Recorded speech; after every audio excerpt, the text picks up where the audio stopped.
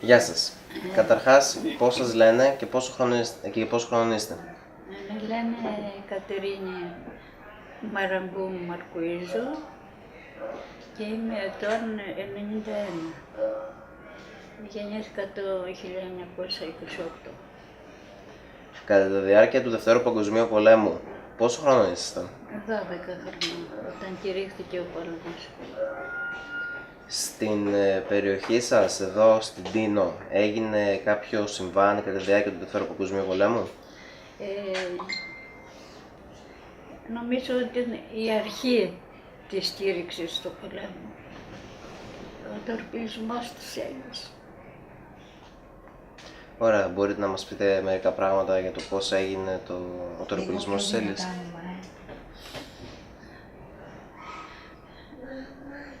Ήταν ξημέρωμα της 15 Αυγούστου και όπως κάθε χρόνο έστειλε η κυβέρνηση ένα πολεμικό.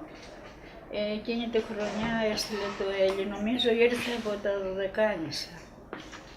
Ξημέρωμα τις ημέρες εκείνες ήταν έξω από το λιμάνι, έξω από το βραχίωνα, δεν ξέρω πόσα χιλιόμετρα μακριά, χιλιόμετρα λέγονται, δεν ξέρω πώς λέγονται, στη θάλασσα.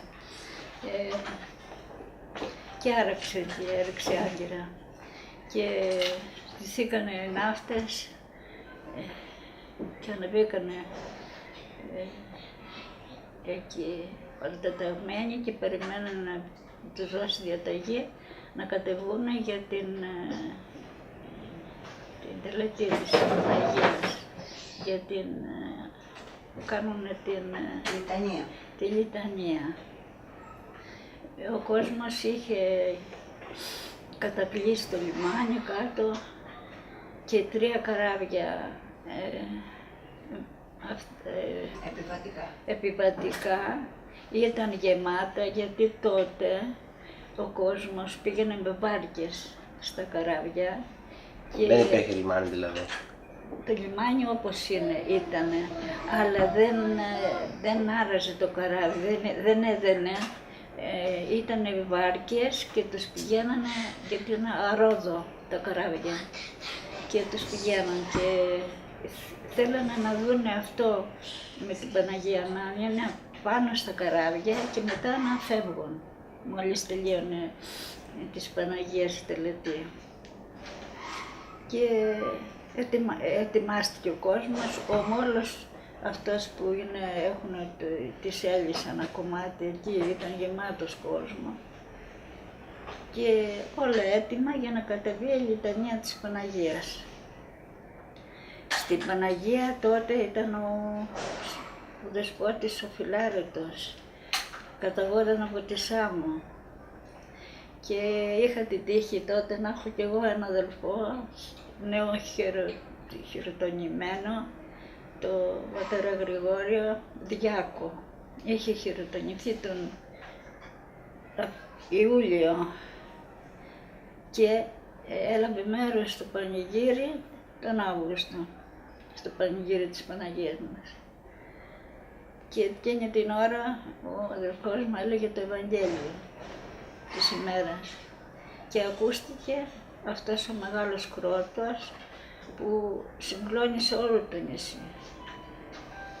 Βγήκε ο κόσμος από τα σπίτια του, από κάτω από τη θάλασσα ανεβαίναν προς τα πάνω, έβγαζαν τον κόσμο οι αστυνομικοί, οι ναύτες και λέγανε στα βουνά, τρέξτε στα βουνά, τι συμβαίνει, τι συμβαίνει. Τορπιλήσανε το Έλλη. Αυτό θυμάμαι γιατί πάλι είχα την τύχη να μένω στον δρόμο της Παναγίας Ευαγγελιστρίας, σε ένα σπιτάκι εκεί, μέναμε με την οικογένειά μου και έζησα αυτό όλο το γεγονός. Γι' αυτό το έζησα, γιατί ανεβαίνοντας ο κόσμος ερχόταν σε αυτό το δρόμο. Δεν υπήρχε άλλος δρόμος της Παναγίας, ήταν μόνο αυτός, ο παλιός δρόμος που λέμε. Και ανέβαινε ο κόσμος προς τα πάνω, άδειασε η εκκλησία της Παναγίας μας και μείναν μόνο οι ψάλτες, οι παπάδες και ο διάκος, του φώναζε ο παπάς, ο δεσπότης, Γιάκωβα τελείωσε το Ευαγγέλιο και βγαίνει στην ωραία πύλη και φωνάζε «Ζήτω η Ελλάδα», γιατί όλοι προβλέπαινε ότι κάτι έρχεται, αλλά δεν ξέρανε ότι θα ξεκινήσει με το Έλλη. Αυτό έγινε στις αρχές του Δευτέρου Παγκοσμίου Πολέμου, σωστά? Ορίστε. Αυτό έγινε στις αρχές του Δευτέρου Παγκοσμίου Πολέμου. Ναι, στις αρχές. Πριν κηρυχθεί, δηλαδή τον Οκτώβριο, δεν κηρύχθηκε πόλεμος. Τον Αύγουστο έγινε αυτό. Και όλος ο κόσμος μουρμούριζε και έλεγαν οι Ιταλοί το κάνανε, οι Ιταλοί το κάνανε. Ξέρετε μήπως ποιος ήταν υπεύθυνος για την Τορπίλη? Ορίστε. Ξέρετε μήπως ποιος ήταν υπεύθυνος για τον τορπιλισμό της Έλλης? Ποιος ήταν υπεύθυνος για τον τορπιλισμό της Έλλης? Όχι, αυτό δεν το ξέρω. Υπήρχαν εφημερίδες, γράφανε τότε διάφορα. Δεν το ξέρω. Ξέρω λοιπόν ότι έριξε την Τορπίλη την πρώτη στο Έλλη, όχι ξέρω, άκουγα σαν παιδάκι που το συζητούσαν. Και όταν είδε ότι το Έλλη έγειρε, ρίχνει άλλη μία στο Μόλο και σηκώνονται από εκεί μπετάκια σίδερα και ξαναπέφτουν και δεν χτύπησαν κανέναν άνθρωπο. Μόνο ένας άνθρωπος πέθανε από την καρδιά του. Και ξαναρίχνει άλλη μία που είχαν δίωδο για να χτυπήσει τα καράβια, για να χτυπήσει και τον κόσμο, να έχουμε θύματα. Αλλά αυτή η νάρκη δεν λέγεται, η Τορπίλη, αυτή η Τορπίλη κάθισε απάνω στα μπετά και δεν έσκασε. Βέβαια χαθήκανε ναυτάκια πολλά, γιατί έμενα εκεί στον δρόμο της Παναγίας μας, ήταν ένα υποτυπώδη νοσοκομείο με 3 δωμάτια, τότε είχαμε. Ήταν ένας γιατρός, μια νοσοκόμα και τα φέρανε εκεί τα ναυτάκια τα χτυπημένα, μέσα στα αίματα και τις πίσες. Οι ήρωες αυτής της εποχής ήταν οι βαρκάριδες.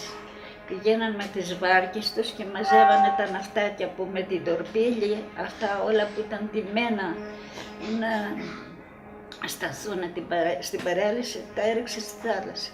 Άλλα σκοτωθήκανε, τα κομμάτιασε και άλλα σωθήκανε και τα φέρανε εκεί τραυματισμένα. Εκεί ήταν ένα κοριτσάκι από το Φαλατάδο, το λέγανε Ελισάβετ, 14 χρονών, 15 ήταν μεγαλύτερη αυτή, και όταν είδε όλο αυτό το κακό έκανε ένα τραγουδάκι για το Έλλη. Εν τω μεταξύ και πριν και μετά ένα αεροπλάνο, δεν ξέρω πώς λέγεται, αναγνωριστικό, πώς λέγεται το όνομα, πετούσε στον ουρανό υψηλά και έκανε βόλτες, το οποίο ήταν ιταλικό. Αυτό έδωσε τη διαταγή στο υποβρύχιο την κατάλληλη ώρα με τορπιλίες. Και λέγανε οι γέροντες εκεί στη γειτονιά μου, θυμάμαι, στον μπαμπά μου, Μπαρβαπέτρο, ο πόλεμος ξεκίνησε. Του 40 λέγανε. Αυτό, λοιπόν, κατεβαίνει γύρω της Παναγίας, με τραυματισμένα ναυτάκια, με τερματομίγα και αδέρφια και φύγανε στον πόλεμο. Αυτό καταχώρησα. Είχα αδέρφια μου, πολεμήσανε στον Ρουμανικό πόλεμο. Ένα βράδυ σκοτεινό, σκοτίνιασε, εκείνος δεν είχαμε πότα. Ήρθε ένα καράβι μαύρο και τα πήρε και κλαίγανε οι μάνες, φωνάζανε. Φεύγαν τα παιδιά τους. Θυμάστε κάποιο γεγονός όταν προς το τέλος του πολέμου, να μας πείτε κάποιο γεγονός προς το τέλος του πολέμου με τους Γερμανούς? Θυμάμαι με τους Γερμανούς. Με τους Γερμανούς και τους Ιταλούς, το τέλος του Δευτέρου Παγκοσμίου Πολέμου. Ναι.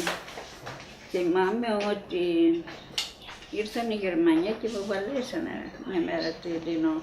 Ξανά μετά το Έλλη. Μετά το Έλλη, ναι, βέβαια. Αλλά αυτός πολυβολούσε συνέχεια τον κόσμο, ευτυχώς δεν σκότωσε κανέναν, μόνο φροντίσκα την κυρία Γεωργία, του Μάκη τη μαμά. Ναι, αυτή την είχε βρει βλήμα στην πλάτη, αλλά αυτός ήρθε για να βομβαρδίσει την Παναγία, να χτυπήσει την Παναγία.